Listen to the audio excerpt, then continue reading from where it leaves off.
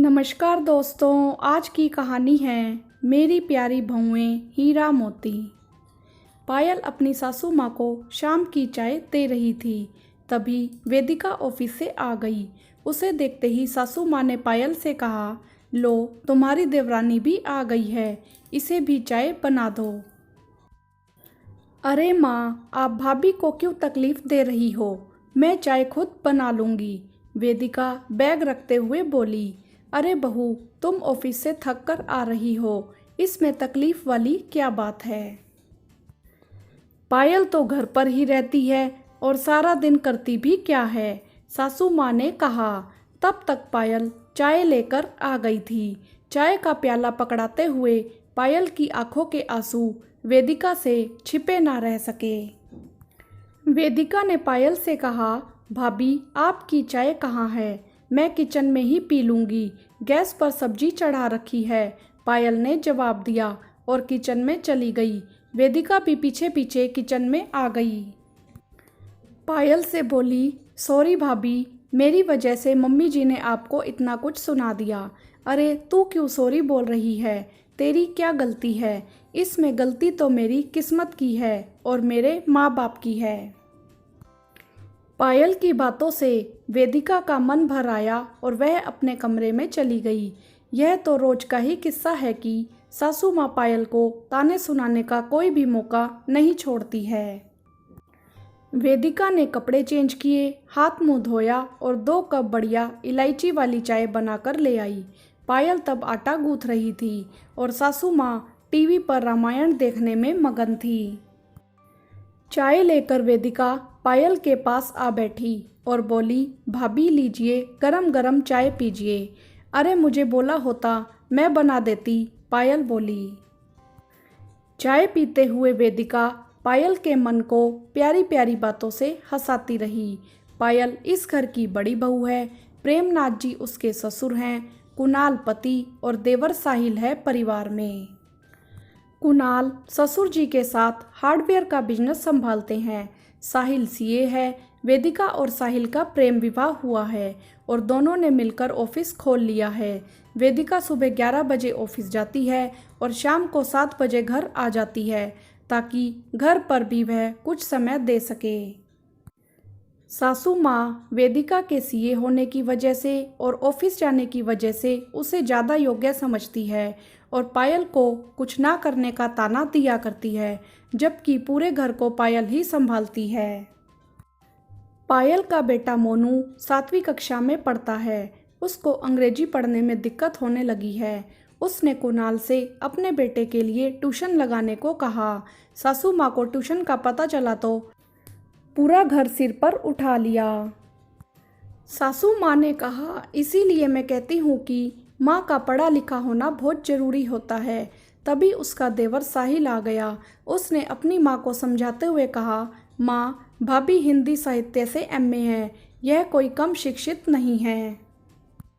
भाभी को अंग्रेजी नहीं आती है, इसीलिए दिक्कत हो रही है, लेकिन आजकल अंग्रेजी का ही ज़माना है, इसीलिए ट्यूशन लगाना ज़रूरी है।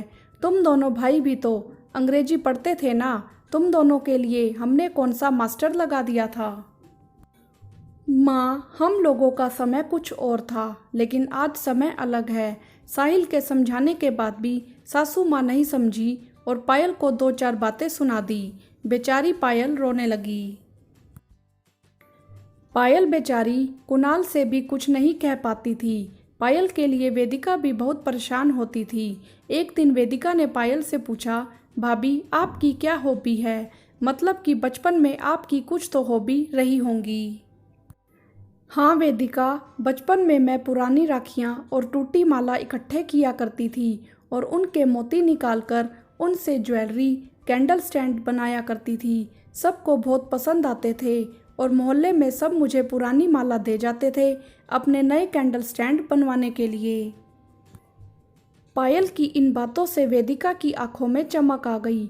वेदिका ने कहा, तो भाभी आप वही काम अब फिर से क्यों नहीं करती। अरे अब समय कहाँ है मेरे पास। भाभी समय तो निकालने से ही निकलेगा। पापा जी और भाई साहब तो सुबह चले जाते हैं, खाना उस समय बन चुका होता है। बाकी का काम पुष्पा आकर करती है। अरे वेदिका, मम्मी जी का बहुत काम होता है, उन्हें दिन भर कुछ ना कुछ चाहिए होता है। लेकिन वेदिका ने मन बना लिया था कि वह पायल को सम्मान दिलाकर ही रहेगी। उसने साहिल को मोनू को अंग्रेजी पढ़ाने को कहा, जिसके लिए साहिल राजी हो गया। दूसरे दिन ऑफिस से लौटते समय वेदिका रंग बिरंगे मोती, धागे और पोम आदि लेकर आई और पायल भाभी को चुपके से पकड़ा कर बोली, यह लीजिए भाभी, अपना कोई हुनर दिखाइए। इनसे जो आप बना सकती हैं वह बनाइए। पायल ने वेदिका को गले लगा लिया और बोली, मैं हमेशा से एक छोटी बहन के लिए तरसती थी और तुम मुझे मिल गई हो। पायल ने अपने ही कमरे में बैठकर कुछ दिया स्टैंड, कुछ ब्रासलेट और इयररिंग्स बनाए। वेदिका उन्हें अपने ऑफिस में ले गई और अपने क्लाइंट्स और सहेलियों को दिखाए। सभी को वह बहुत पसंद आए और हाथों हाथ बिक भी गए। शाम को वेदिका ऑफिस से लौटी तो पायल चाय बना रही थी। वेदिका सासू माँ के पास ही बैठ गई और भाभी को आवाज़ लगाई, भाभी जरा यहाँ आइए। अरे पायल, तू चाय बना दे। वेदिका, तू मुझे बता क्या बात है, सासू माँ बोली। तब तक वहाँ पायल आ गई। क्या हुआ?